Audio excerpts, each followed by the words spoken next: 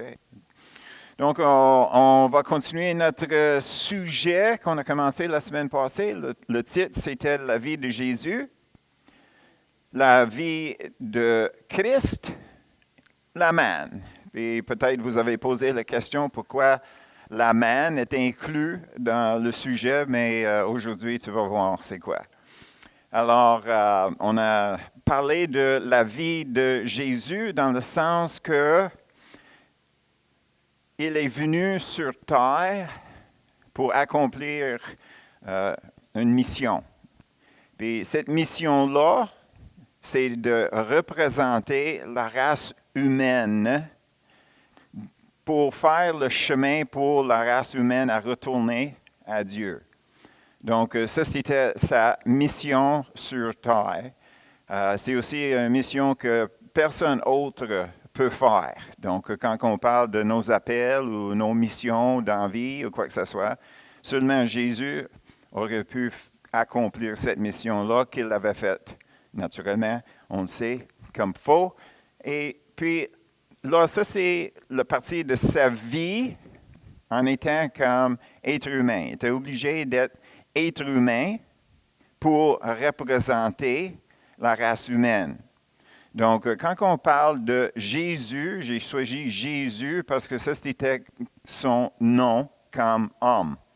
Alors, aujourd'hui, qu'est-ce qu'on va faire? C'est qu'on va regarder un autre aspect de sa vie, puis on appelle ça la vie de Christ. La vie de Christ. Donc, naturellement, on va parler d'autres choses. Mais avant qu'on rentre dans les Écritures, on va commencer avec une question. Mettons que je demande comment ça va. Tu vas me répondre, ben ça va bien. Si je dis comment va ta vie, c'est une question qui est encore un peu plus profonde. Donc, peut-être si je dis « Comment va ta vie? » bien, peut-être quelqu'un va me dire « Oh, ce mois-ci était difficile, on est 5 à la maison, puis on avait tous les 5 le COVID, donc, tu sais, on avait un mois assez difficile. » Donc, on parle de notre vie physique. Alors, une autre personne va peut-être me répondre « Ah, tu sais, je viens d'avoir les nouvelles, j'ai un ami qui est à l'hôpital. » Diagnostiqué avec le cancer, il reste à peu près 1 mois selon les docteurs. Mais ça aussi, c'est une partie de notre vie, mais ça, c'est, mettons, notre vie dans nos émotions, notre vie émotionnelle, notre vie affective. Une autre personne, je vais dire, ben, comment va ta vie?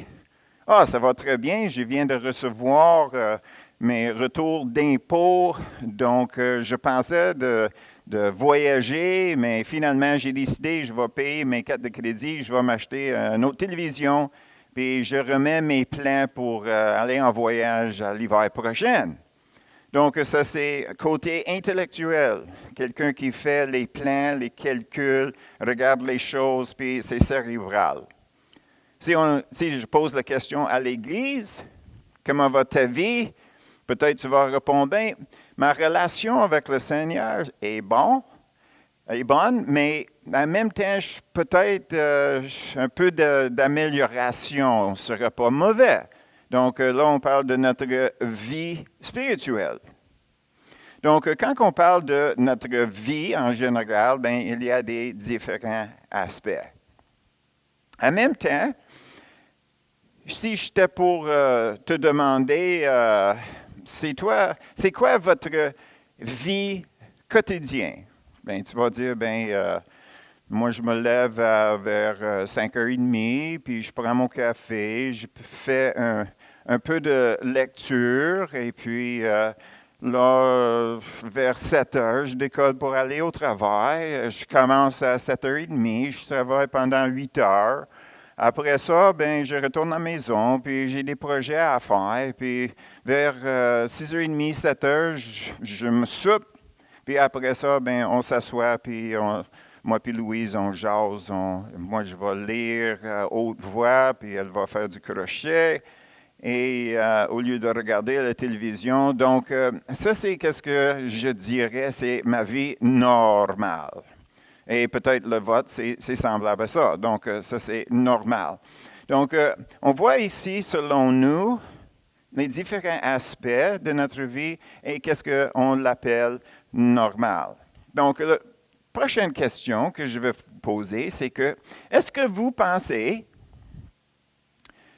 que Jésus ressent comme toi quand que tu es dans ton quotidien? Est-ce que toi, tu ressens comme tu penses que Jésus ressentait dans son quotidien? OK, je vois que Judy est là en concentration, c'est bien. Autrement dit, si on fait une comparaison entre notre vie quotidienne, notre vie normale, est-ce qu'on peut dire qu'on vit la vie que Jésus vivrait à notre place? Et probablement la réponse est non. Parce que premièrement, c'est très difficile à s'imaginer qu'est-ce que la vie de Jésus il avait l'air. Tu sais, quand que Jésus se levait le matin, il déjeune, ben oui, il déjeune, mais comment il ressentait pendant qu'il déjeunait avec les disciples? Là, quand que sa journée de travail commençait, est-ce que lui, il avait des attentes? Est-ce qu'il avait des expectations? Comment que lui, il voyait que la journée va dérouler devant lui? Quand il soupait, quand il se couchait, c'est quoi? Comment qu'il vivait le quotidien? Puis ça, c'est la question. Est-ce que nous autres, on vit notre quotidien comme on pense que Jésus vivrait le sien, ou bien s'il avait notre vie, est-ce qu'il le vivrait comme nous autres, on le vit? Mais comme je dis, c'est très difficile de s'imaginer être dans la place de Jésus. Tout le temps, on pense côté Dieu. Il est quand même Dieu. Donc, comment est-ce qu'on peut se comparer avec une personne qui est quand même Dieu? Bien, là, qu'est-ce qu'on va faire? C'est qu'on va regarder une autre personne. Puis cette personne-là, c'est Adam. On va penser un peu de Adam et Ève, avant qu'ils étaient mis en dehors du jardin, avant la chute. OK? Donc, est-ce qu'on est capable à s'imaginer la vie quotidienne de Adam et Ève dans le jardin? Eux autres, quand ils s'ouvraient leurs yeux le matin, est-ce qu'ils voyaient leur vie? Est-ce qu'ils voyaient leur journée comme nous autres? On voit notre journée? Est-ce que eux autres, pendant qu'ils passaient du temps ensemble, puis ils marchaient avec le Seigneur, puis, tu sais, à midi, comment que eux autres, ils voyaient le déroulement de leur quotidien? Puis le soir, qu'est-ce qu'ils faisaient le soir? Est-ce que eux autres, ils avaient le même sentiment, les mêmes feelings envers leur vie que nous autres, nous avons dans notre quotidien? Moi, je dirais probablement pas du tout. Et la raison pourquoi que je dis ça, c'est que nous autres, nous avons une tendance à projeter sur notre journée. On va projeter sur notre journée. Au travail, je vais me lever le matin, puis je regarde dehors, puis il pleut. Puis tout de suite, je vais dire, là, ça va être une journée difficile. J'ai tellement être mouillé, j'aime pas ça quand la pluie tombe sur mes lunettes, puis après ça, j'essaie d'essuyer, puis là, c'est tout embrouillé, puis tu sais, je commence à penser de toutes ces choses qui vont m'arriver, que j'ai déjà vécues dans le passé, puis c'est tout projeté envers ma journée. J'arrive au travail à 7h30, puis le soleil sort. Donc, qu'est-ce que je viens de faire? J'ai projeté quelque chose qui n'était même pas vrai. Et avec ça, quand on parle d'une projection, c'est parce qu'on amène dans ça deux aspects. Un aspect, c'est une anticipation ou une expectation. Donc, on commence notre journée temps normal, puis c'est quoi notre anticipation? C'est quoi notre expectation? Bien, en général, c'est comme, ça va être juste une journée normale. La question il fallait qu'on se pose, c'est que est-ce que notre définition d'une journée normale, est-ce que c'est la même définition que Dieu dirait que le normal devrait être pour nous? Qu'est-ce que nous autres, on appelle normal? Est-ce que Jésus accepterait ça comme normal? Ou bien est-ce que c'est parce que nous avons accepté un standard qui est plus bas que qu'est-ce que Dieu veut qu'on vit dans notre vie? Si tu dis que notre standard c'est plus bas que le standard de Dieu, tu as raison. Puis on va regarder un couple de mots en grec pour nous aider avec ça. Donc, on arrive ici au premier verset qu'on va regarder. Puis, je vais dire d'avance que vous pouvez me suivre dans ces Écritures, que les deux mots qu'on va regarder aujourd'hui dans le grec, c'est le mot psyché, P-S-Y-C-H-E. Psyché, psyché. OK? L'autre mot en grec, c'est zoé. C'est Zoé, Z-O-E. Quand on regarde le mot psyché, P-S-Y-C-H-E, si ça ressemble au mot en anglais puis en français, psyché, comme psychologue, psychiatre, vous avez raison. Parce que ça vient du grec, le mot qui débute ces mots-là, quand on parle de notre intelligence ou les fonctions de notre pensée. Parce que la psychologie, comme définition, c'est la science de la pensée, les processus de la pensée et les états émotionnels de la pensée. Remarquez bien, je n'ai pas dit cerveau, j'ai dit la pensée. Donc, le psychologue, le psychiatre, le psyché, tout ça, c'est relié avec ce qui se passe entre nos oreilles en parlant de la pensée et non du cerveau. Donc, dans les versets qu'on va lire, je vais vous donner le mot, soit psyché ou bien Zoé, qui est traduit vie. C'est tout simplement traduit vie. Mais aujourd'hui, on fait une comparaison entre psyché et Zoé. On n'embarque pas dans une étude de chacune. On ne parlera pas de tous les aspects de psyché dans le grec, parce qu'il y a 11 différents aspects mentionnés dans les Écritures avec le mot psyché. Ça reste quand même semblable. On ne débarque pas de l'aspect de ce mot-là en restant en comparaison avec l'autre mot traduit, vie, qui est Zoé. Est-ce que vous me suivez? C'est clair?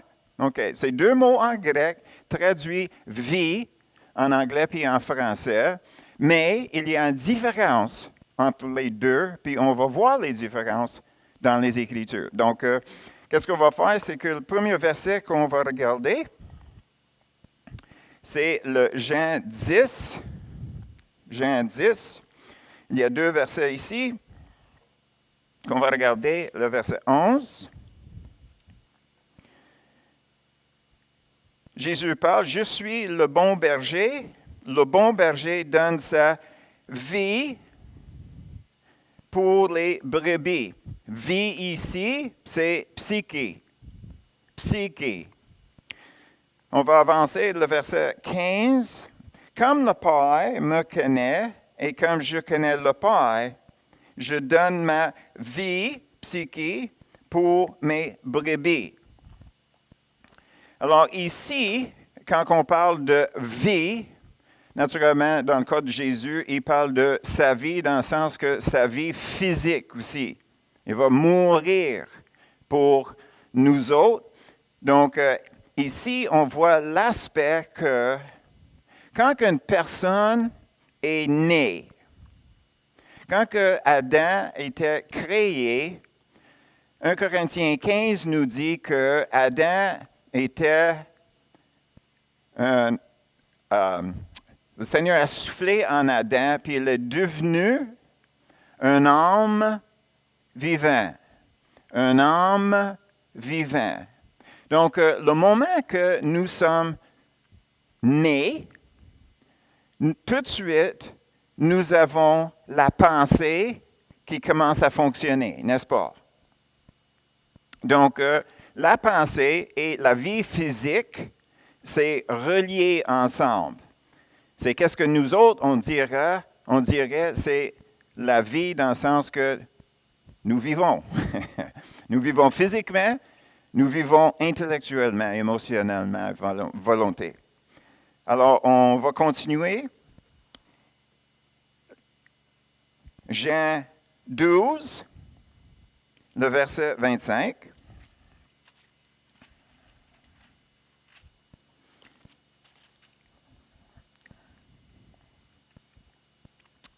Verset 25. Celui qui aime sa vie psyché la perdra. Et celui qui hait sa vie dans ce monde la conservera pour la vie psyché éternelle, Zoé. Éternelle, Zoé. Qu'est-ce que nous avons ici? C'est que la personne qui veut garder sa vie, ça veut dire la personne qui dirige sa vie par ses propres pensées, s'il vit sa vie pour lui, il perd l'opportunité à la vie éternelle. Tandis que la personne qui vit sa vie pour le Seigneur, il gagne la vie éternelle. Donc ici, qu'est-ce que nous avons? C'est que, qu'est-ce qu'on peut dire? La vie naturelle, et là, dans cette écriture-là, on est introduit à la vie éternelle. Zoé. On continue? Jean 10. Là, on commence à voir les choses avec Jean 10, les versets 9 et 10. Jésus parle, « Je suis la porte. Si quelqu'un entre par moi, il sera sauvé. Il entrera et il sortira et il trouvera des pâturages. » Pâturages. Le voleur ne vient que pour dérober, égorger et détruire. Moi, je suis venu afin que les brebis aient la vie et qu'elle ait en abondance. La vie ici, c'est Zoé. C'est Zoé. Jésus a fait entrer dans la vie Zoé par sa mort. Ce n'est pas possible de vivre Zoé sans être sauvé. Quand que Jésus est mort pour nous, puis on est né de nouveau, on rentre dans une relation avec Dieu qu'un non-sauvé ne peut pas entrer. Vous me suivez? Donc, la vie normale, c'est qu'est-ce que les non-sauvés vivent. Seulement la vie Zoé abondante, c'est accessible pour les chrétiens. Accessible. Accessible. Mais est-ce que ça veut dire que nous vivons là? Parce que dès là, on voit un autre standard. Le seul standard qu'une personne non sauvée peut vivre, c'est le standard de psyché, de vivre selon ses propres pensées. Mais le moment qu'une personne est née de nouveau, il a accès à quelque chose seulement disponible à ceux qui sont sauvés, ceux qui sont nés de nouveau. En ce moment-là, il fallait qu'on augmente le standard. Il fallait que ça soit plus haut. Parce que Jésus a dit la vie abondante. Il ne parle pas de la vie normale, il parle de la vie abondante. Donc, quand que nous sommes en considération de la vie de Jésus, la vie de Christ, on doit réaliser que ce n'est pas la même affaire que nous autres, on appelle normal. J'aime en français, ici au Québec, l'expression ordinaire. Ordinaire. T'as-tu été au nouveau restaurant? Ah oui, j'ai été. Et comment que c'était? Ah, ordinaire. Qu'est-ce que ça veut dire? En bas de nos attentes, en bas de notre expectation. Ah, j'ai acheté une nouvelle voiture. Ah oui, comment que ça va? C'est ordinaire. Donc, quand on parle de la vie normale pour un non-sauvé, c'est la vie normale. Mais la vie pour un chrétien qui est sur le niveau des non-sauvés, c'est ordinaire. C'est bien en bas du standard que nous avons accès. Donc, on va continuer. Est-ce que vous trouvez ça intéressant un peu? Oui, tout le monde dit oui. Ah, bien content. OK. On va regarder notre prochaine écriture. Jean 14, 6.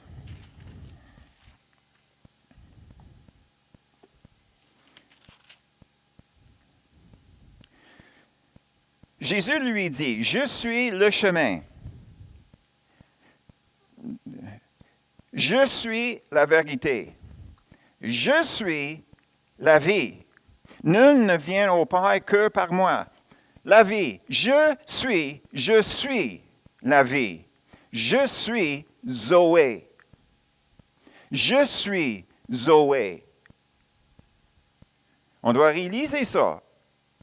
Jésus a dit que c'est lui le chemin, c'est lui la vérité. Donc, on est supposé de suivre Jésus. On est supposé de vivre dans sa vérité. Donc, on doit réaliser, on devrait vivre dans sa vie qu'il nous donne. Zoé. On continue. Psaume 66, le verset 9.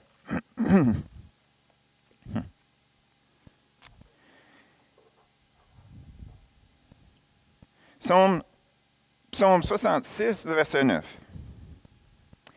Il a conservé la vie à notre âme. Il a conservé la vie à notre âme. Conserver la vie, c'est Zoé. Notre âme, c'est psyché. Il a conservé la vie à notre vie. Deux mots différents en grec. Il a conservé Zoé à notre psyché. Donc, là, on se trouve un peu dans les difficultés. Parce que maintenant, on était content avec le normal. Puis là, on vient de découvrir que c'était ordinaire. Donc, on manque quelque chose, peut-être. Alors, finalement, on va regarder Jean 6. Jean 6.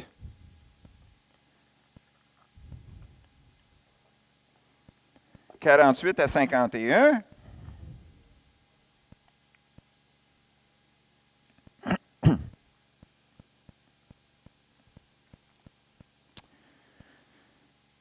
48 à 51.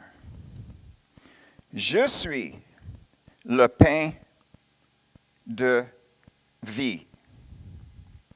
Vos pères ont mangé la manne dans le désert et ils sont morts.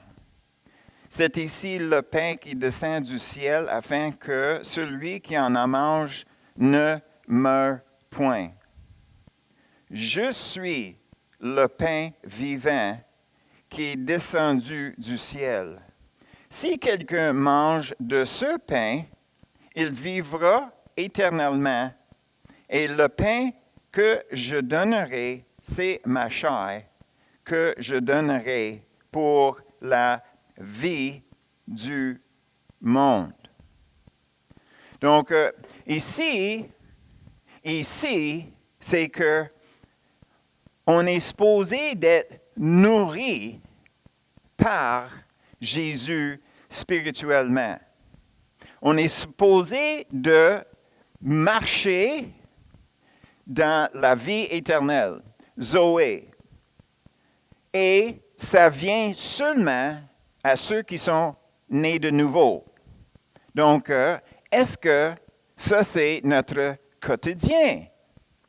Est-ce que nous marchons selon le standard que Dieu a préparé pour nous, ou bien est-ce qu'on marche selon le standard de ce qu'on voit autour de nous? Donc, si notre vie ressemble des vies des autres, bien, probablement, on est un coche plus bas que qu'est-ce que Dieu aimerait pour nous.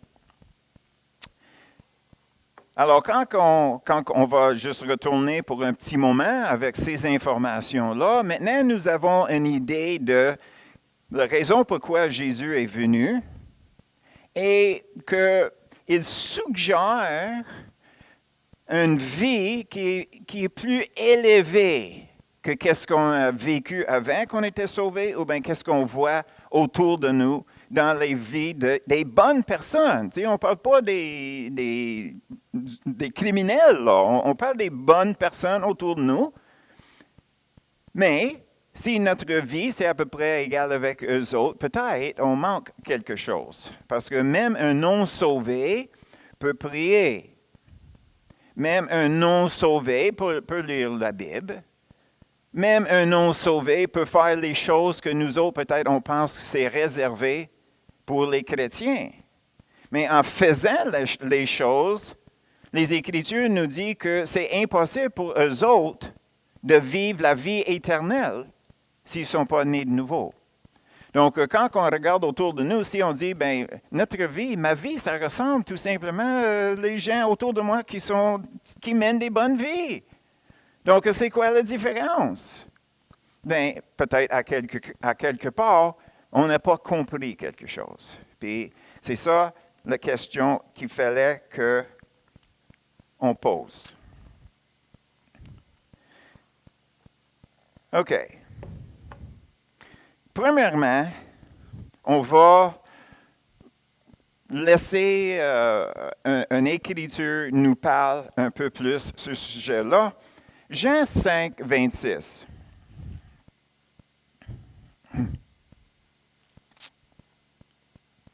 OK. Ça va frapper dur, ça, si on considère comme faux. 26. Car comme le Père a la vie en lui-même, ainsi il a donné au Fils d'avoir la vie en lui-même. Donc, le standard pour le chrétien, c'est la vie qui se trouve en Dieu le Père, Dieu le Fils, Dieu le Saint-Esprit. Est-ce que ce n'est pas ça que les Écritures nous disent? La vie dans la Père, c'est la même vie qui est dans Jésus, n'est-ce pas? Puis là, si Jésus dit « Je suis la manne », autrement dit, c'est moi qui va te nourrir, il va nourrir quoi? Est-ce qu'il va nourrir notre vie quotidienne comme d'habitude? Non, il y a quelque chose qui descend de lui qui est spectaculaire. C'est hors normal. C'est pas ordinaire, c'est pas normal, c'est super. Pourquoi? est-ce qu'on ne marche pas là-dedans? C'est ça la question, n'est-ce pas? Je l'ai entendu. Vous étiez tous ensemble, vous m'avez dit, comment ça se fait que ça ne marche pas comme faut? N'est-ce pas? C'est ça que tu m'as posé. Hein? OK. Alors, on a déjà lu les versets qui parlaient de Jésus qui est la manne. Alors, on va considérer de nouveau la vie d'Adam. Avant que Adam et Ève, ils ont tombé, ils ont marché avec Dieu sur le quotidien. C'est Dieu qui a respiré en eux et puis la vie a entré en eux. Donc, c'était quoi leur quotidien? Là, on peut imaginer un peu. Okay? Moi, j'imagine que, moi, j'aime la nature, puis le jardin, c'est plein des différentes sortes d'arbres. Je peux imaginer l'odeur, le senteur qui est dans l'air. Plein de fleurs de toute beauté. Qu'est-ce que je veux manger? C'est sur les arbres de fruits et tout et tout. Et là, tout ce que j'ai à faire, c'est de marcher avec Louise, avec Ève, en regardant autour, puis c'est comme, « Ah, t'as-tu remarqué ça? » Puis là, Adam, là, je vais répondre à Louise, je vais dire, « Oui, c'est ça. » Tu sais, avant que tu arrives, là, quand que je marchais avec le Seigneur, qu'est-ce que lui a fait? Là? Il a amené cet animal-là à moi, puis il m'avait dit, « Donnez le nom. » Mais le moment qu'il m'avait dit ça, moi, là, j'ai connu tous les aspects de cet animal-là.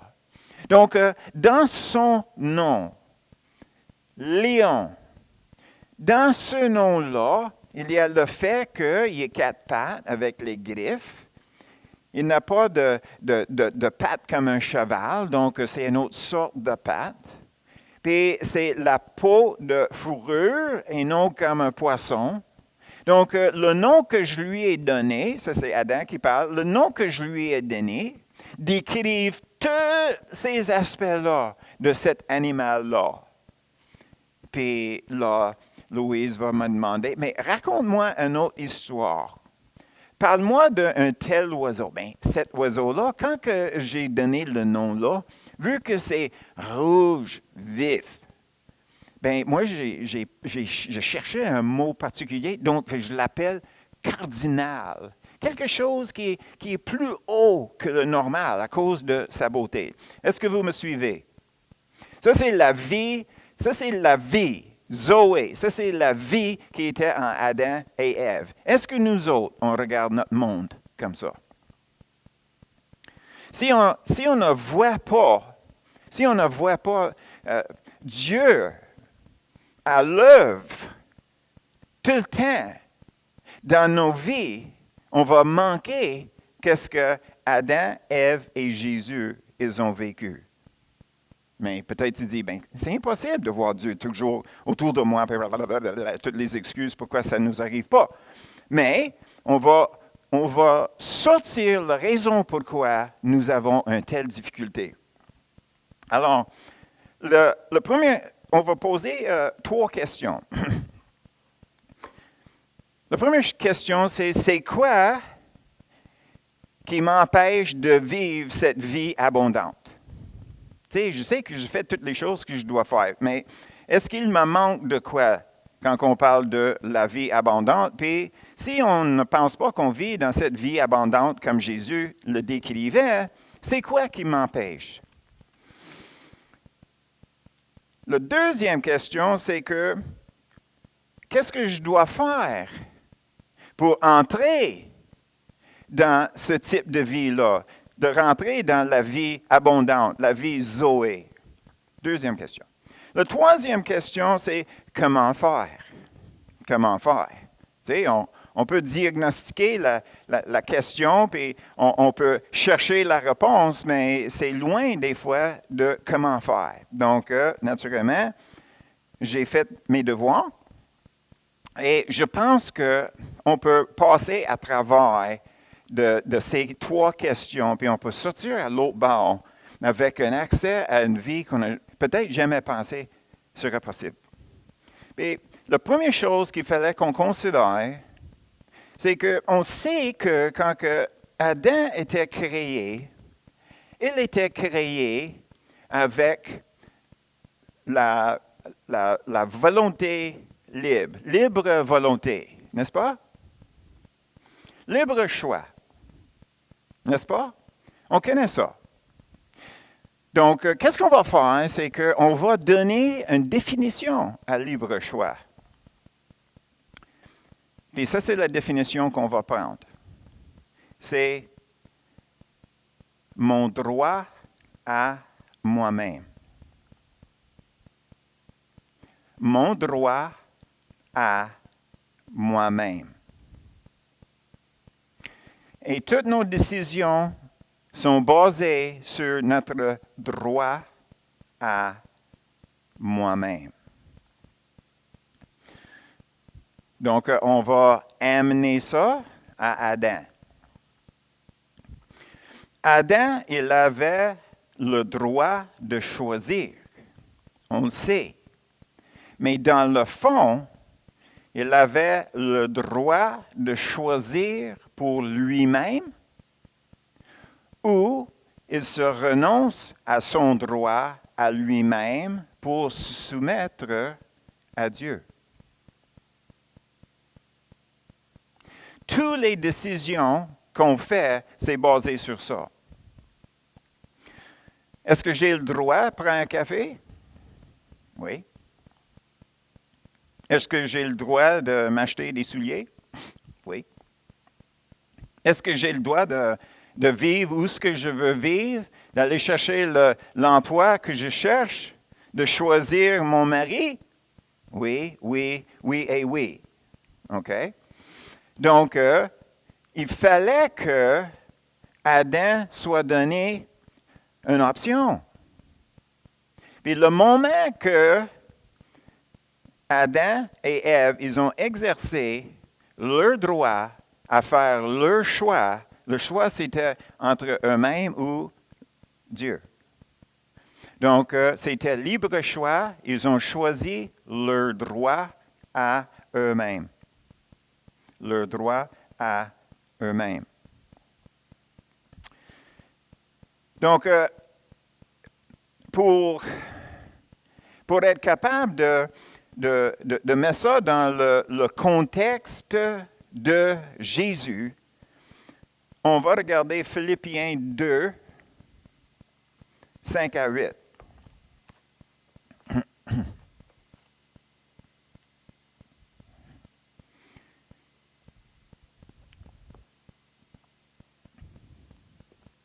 Philippiens 2, 5 à 8.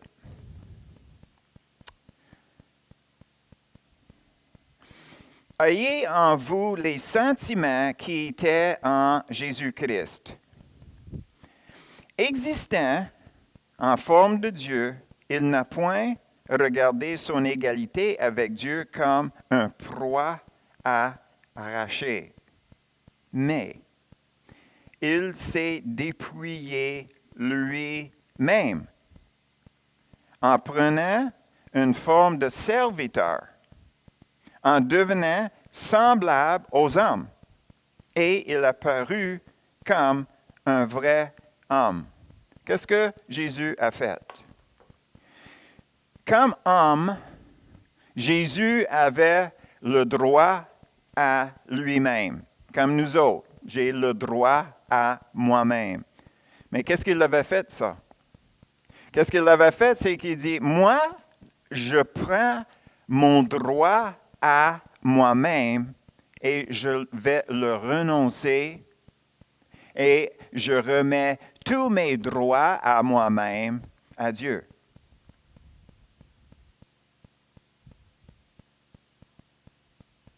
Donc, maintenant, on comprend c'est quoi un serviteur de Dieu. C'est quoi un esclave. Paul l'avait dit un peu différent. Il dit, avant, on était esclave au péché, maintenant, sois esclave pour la justice. Donc, il est en train de dire, avant, vous avez pratiqué votre droit à vous-même, donc c'est le péché. Maintenant, renoncez votre droit à vous-même, devient serviteur, esclave à Dieu.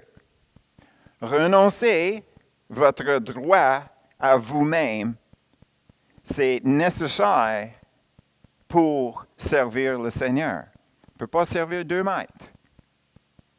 OK. C'est quoi qui est inclus dans tout ça? Bien, on vient de voir, c'est notre perspective à nos propres droits. Puis on va parler un peu plus de ça, en plus de détails, parce que on peut avancer un peu dans notre cheminement, dans notre relation avec le Seigneur si on comprend d'autres choses avec ça. Mais on vient d'identifier le problème que nous avons qui nous empêche de recevoir la vie de Dieu. Le moment qu'on est visé sur soi-même, on empêche la vie Zoé d'entrer dans notre vie. Parce que c'est nous autres qui pourvoient pour nous autres. Ce n'est pas Dieu qui pourvoit pour nous. On n'est pas soumis à toi dans cet aspect-là. OK? Donc, ça, c'est le problème. Maintenant, c'est quoi la solution? On vient d'identifier le problème. Donc, dans la solution, on devrait voir le problème puis la solution pour être capable de mettre ça en pratique. Donc, on va regarder Luc 9, 23.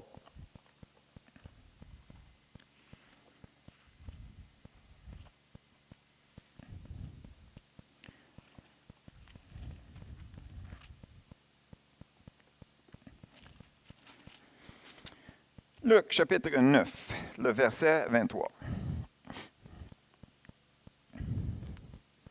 Puis Jésus a dit à tous, « Si quelqu'un veut venir après moi, qu'il renonce à lui-même. » Est-ce que c'est pas clair? Est-ce que c'est pas clair? On parlait de notre droit à nous-mêmes. Ici, Jésus a dit carrément, il n'y a pas de question, il fallait que je renonce à mon droit à moi-même. Est-ce que ce n'est pas ça qui est écrit? Je pense que oui. Il continue. Qu'il se charge chaque jour de sa croix, pas la croix de Jésus, sa croix, et qu'il me suive. Donc, il faut qu'on se renonce à nous-mêmes. Là, on est dans la position d'être capable de le suivre. On ne peut pas suivre Jésus si le soi-même reste en nous. On ne peut pas. Jésus dit clairement, si tu veux me suivre, il fallait que tu te renonces à ton droit à toi-même. N'est-ce pas? Si tu n'es pas capable d'accepter ce qui est écrit là, selon les mots, selon la définition des mots, ben, c'est impossible de se trouver à la place pour rentrer dans la vie que Jésus est, qui est supposé de demeurer en nous en temps normal. OK.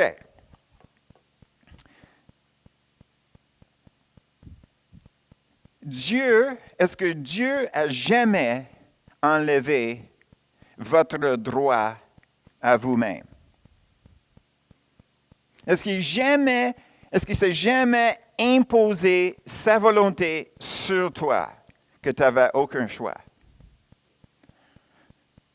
Peut-être il nous a poussés fortement, puis on faisait des choses contre notre volonté, mais c'est juste la grâce de Dieu. Pour la bénédiction de quelqu'un d'autre. OK? Mais, en temps normal, OK? qu'est-ce qu'on fait? On dit, ben, Seigneur, qu'est-ce que tu veux que je fasse pour toi aujourd'hui? OK? Qu'est-ce que ça veut dire? J'ai mon droit à moi-même, mais je suis prêt de le mettre de côté si j'aime ta réponse. Parce que souvent, c'est dépendant sur comment on voit la tâche. OK? Je veux que tu ailles voir une telle personne pour demander pardon. Parfait, Seigneur, je le fais demain. Alors, OK, on avance. OK, donc nous avons l'exemple de Jésus, puis ça, c'est notre solution. Le problème, c'est qu'on maintient notre droit à nous-mêmes. La solution, c'est de renoncer notre droit à nous-mêmes. Mais comment faire? Comment faire? OK? Là, on se dit, OK, là, je réalise que j'avais une mauvaise compréhension de libre choix.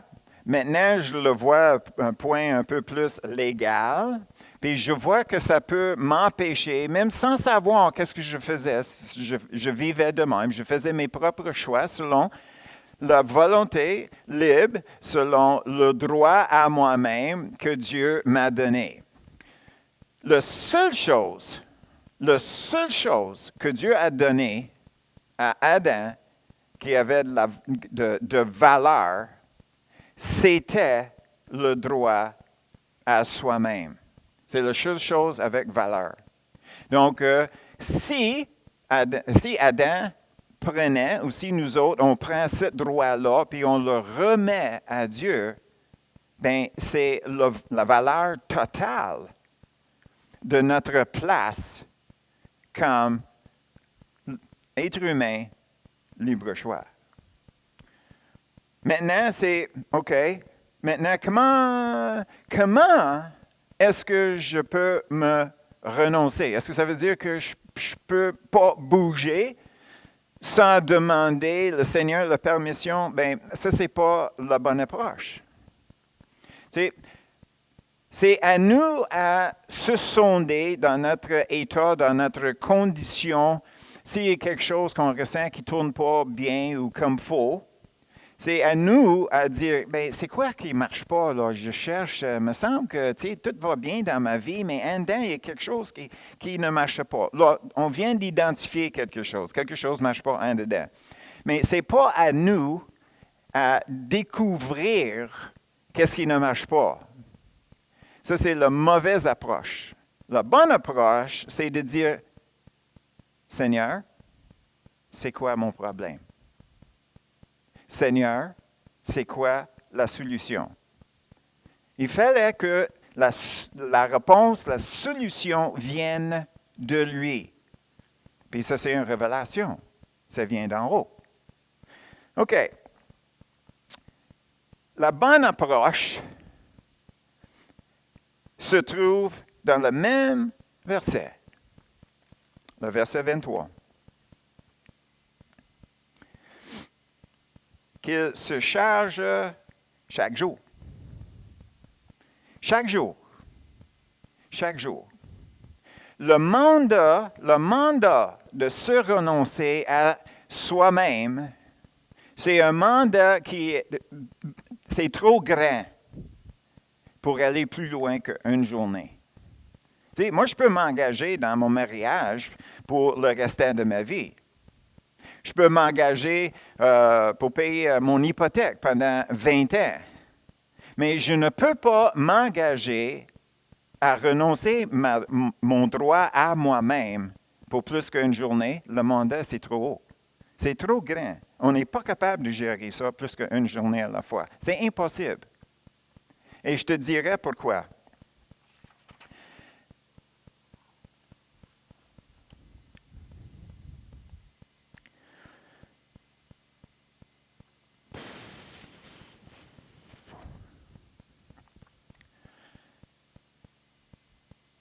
Nous avons les responsabilités et les engagements. N'est-ce pas? Alors, il fallait qu'on regarde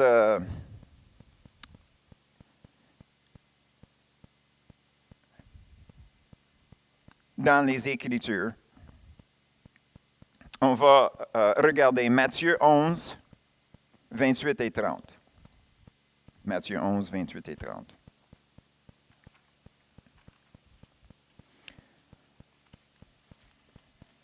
« 11, 28 à 30. « Venez à moi, vous tous qui êtes fatigués et chargés, et je vous donnerai du repos. Prenez mon joug sur vous et recevez mes instructions, car je suis doux et humble de cœur, et vous trouverez le repos pour vos âmes. » Donc, si on regarde nos responsabilités et nos engagements comme le joug et le charge. Le joug, ça c'est nos engagements. Le joug, c'est nos engagements. La charge, c'est nos responsabilités. Comme exemple, si je signe une hypothèque pour 20 ans à payer tant par mois, OK? Ça, c'est mon joug. Je suis engagé à faire ça à long terme. Donc, c'est quelque chose comme l'animal qui met le joug autour de leurs épaules. Puis, en arrière, c'est le charge. Et qu'est-ce qu'il fait? C'est qu'avec le joug, il avance avec la charge. C'est quoi la charge? Bien, pour nous autres, aujourd'hui, c'est des responsabilités. Donc, j'ai la responsabilité d'aller au travail à chaque jour pour ramasser l'argent, pour rencontrer ma responsabilité à repayer mon hypothèque. OK? Donc, vous me suivez. Alors, qu'est-ce que nous avons? Bien, Jésus nous a dit que si on se renonce à nous-mêmes, à notre droit à nous-mêmes, on n'aurait pas d'engagement ni responsabilité. Mais qu'est-ce qu'il a dit? C'est que si on vient après lui, qu'est-ce qui arrive? C'est que c'est lui qui va décider le joug. Et c'est lui qui va décider les responsabilités. Et la vie qui vient de lui va nous donner la direction et la force pour accomplir qu'est-ce qu'on a à faire. Est-ce que vous suivez ça? Je pense que oui. Donc, la conclusion, c'est que si on va vivre la vie qu'on croit qui a été donnée à Adam, on parle de la belle vie avant la chute, naturellement. On parle d'une relation avec le Seigneur. J'avais demandé à Louise, penses-tu qu'Adam aimait Dieu? Puis elle a répondu, je ne pense pas à un être humain qui aurait pu l'aimer autant, parce qu'il marchait avec lui à tous les jours. Puis naturellement, ça c'était à côté de Jésus. Donc nous avons le premier Adam, le dernier Adam, qui avait cette relation personnelle qui est au-delà selon nous. Mais apparemment, ce n'est pas supposé d'être au-delà, c'est supposé d'être normal pour nous. Donc, c'est quoi le résultat? Et c'est quoi les lignes? On a toujours les lignes. Bien, la ligne que nous avons, c'est que il y a une ligne entre le droit que j'ai pour moi-même et de renoncer à ça. Donc, est-ce que ça veut dire qu'il fallait que je demande si je peux avoir un café? Est-ce qu'il fallait que je demande le Seigneur si je marche, si je vais, qu'est-ce que je fais? Est-ce qu'il fallait que je demande toutes ces choses-là? La réponse est non. Non, tu n'es pas obligé. Parce que nous avons toujours le droit à soi-même. Sauf quand que le Seigneur nous demande à faire quelque chose. Parce que le moment que Dieu nous demande à faire quelque chose, bien, ce n'est pas vraiment un choix qu'on est supposé d'avoir. Automatiquement, c'est supposé d'être oui, soumission à lui. Donc, en ce moment-là, notre réponse à lui, c'est qu'est-ce qu'on appelle un sacrifice. Paul a dit ça comme ça dans Romains 12, 1. Il a dit qu'on est supposé de présenter notre corps comme un sacrifice vivant. Alors, naturellement, ça fait référence à l'Ancien Testament. Mais les sacrifices qui étaient faits dans l'Ancien Testament étaient obligatoires. Donc, quand que Dieu nous demande à faire quelque chose, la question, si on va exercer notre droit à soi-même, est même pas supposé de rentrer dans l'équation.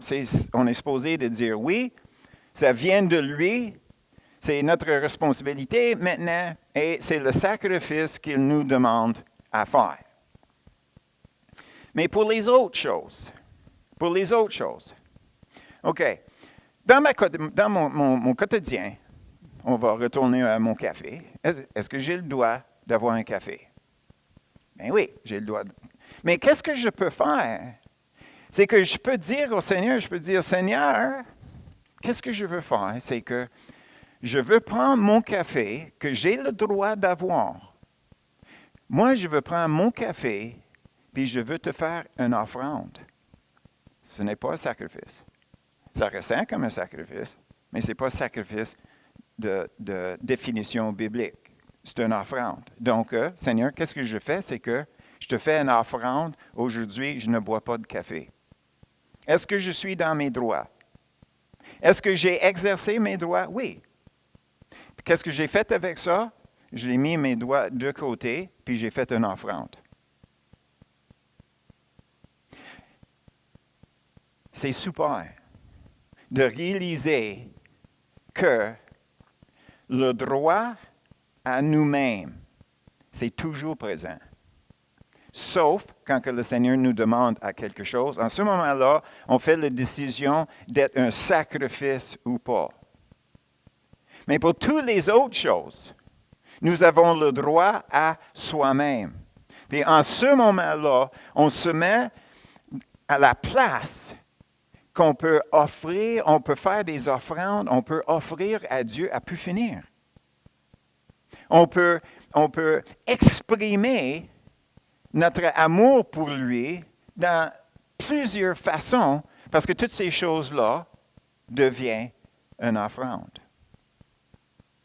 Toutes ces choses-là deviennent une offrande.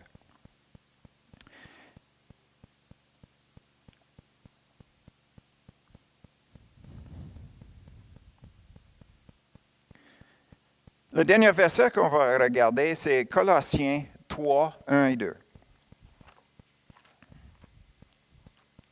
Colossiens 3.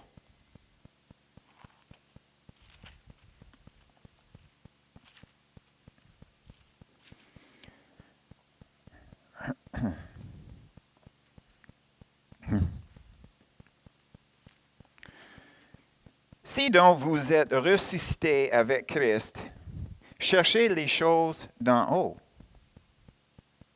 où Christ est ici à la droite de Dieu. Attachez-vous aux choses d'en haut et non à celles qui sont sur la terre. Qu'est-ce que ça veut dire, ça? Qu'est-ce que ça veut dire en général? Ça veut dire que nous avons accès à la vie de Dieu en tout temps. Nous avons accès à ça en tout temps. Mais la porte, c'est toujours le droit à nous-mêmes. Si on exerce ce droit-là, on peut fermer la porte de recevoir d'en haut. Si on garde cette porte-là ouverte, en se renonçant le droit à nous-mêmes, bien, toute la bonté de Dieu peut tomber sur nous. Toute la bonté de Dieu peut tomber sur nous. Qu'est-ce que ça veut dire? Quand que ça parle des choses en haut, ça veut dire c'est toutes les choses qui viennent de Dieu, qui sont dévoilées spirituellement. C'est des choses dévoilées spirituellement. Donc, quand que je pose la question au Seigneur, bien, Seigneur, je vais avoir quelle sorte de journée? Bien, je commence à faire ma projection sur ma journée, n'est-ce pas? Mais si je dis au Seigneur, Seigneur, je remets ma journée entre tes mains, puis fais avec moi qu'est-ce que toi tu veux et non qu'est-ce que moi je veux, c'est quoi qui va arriver? On va rentrer dans les situations imprévues, puis on sera prêt. Parce qu'on n'avait pas pré-planifié. On n'avait pas d'attente.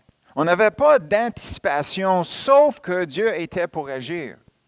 Puis en ce moment-là, on est en train de conduire, puis au moment donné, c'est comme, je pense que je vais passer une cantine que je connais. Puis ça, c'est quelque chose que moi, j'ai fait une fois. J'étais à Knowlton, j'étais en chemin pour retourner chez moi à Granby. Et à un moment donné, j'ai dit au Seigneur, Seigneur, j'aimerais aller prendre un café avec toi. Puis tout d'un coup, j'avais une vision d'une cantine qui n'était pas sur mon chemin. Mais j'allais là assez souvent que je connaissais la fille qui travaillait là. Mais elle avait toujours full de monde dans cette cantine-là. Mais ce jour-là, quand que j'arrivais, j'étais la seule personne avec elle. Et pour la première fois, j'avais une opportunité à parler avec elle du Seigneur, puis c'était elle qui voulait embarquer dans cette conversation-là. Puis j'ai passé du temps avec elle, je veux dire, puis après ça, quand que j'ai rembarqué dans mon camion, j'ai entendu le Seigneur me dire, est-ce que tu n'es pas heureux de m'avoir demandé si je veux aller prendre un café avec toi? Vous pouvez imaginer. On cherche les opportunités pour partager notre foi, de parler du Seigneur. Puis c'était si simple que de dire au Seigneur, Seigneur, j'aimerais qu'on puisse aller prendre un café ensemble.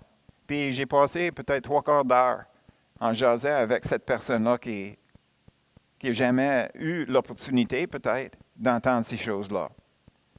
Donc, quand que ça parle de vivre selon les choses qui viennent d'en haut, ça ne nous arrive pas si on tient avec des poignées fermées comme ça à notre droit à nous-mêmes. Puis la dernière chose que je vais mentionner juste en passant, c'est que, est-ce que ce n'est pas la définition d'amour? Est-ce que ce n'est pas la définition d'amour?